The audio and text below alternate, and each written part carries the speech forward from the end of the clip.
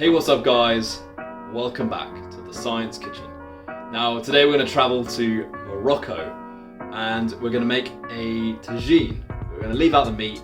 We're going to make a Moroccan inspired vegan aubergine tagine. Let's get right to it. Okay guys, so to start we're going to add our diced shallot and cloves of garlic into a large casserole dish with just a little bit of oil just to sweat that down.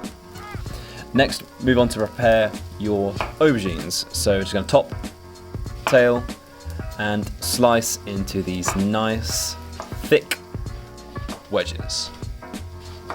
Once that's all prepared, our shallots and garlics should be just about ready. Now to this, we're just going to add a grated carrot. Stir this all through, and then we're going to add our spices. So we're going to add some ras al khanou, which is a typical Moroccan spice. It's a spice blend, and it gives that typical Moroccan feel to your tagine. Some sumac, which gives a nice citrusy edge. And next we're going to char off our aubergine slices. And just charring like this gives a nice depth of that smoky, charred flavour and increases the meatiness in a dish which doesn't contain any meat. Next, just going to add some tomato puree to form the base of the stock for our dish.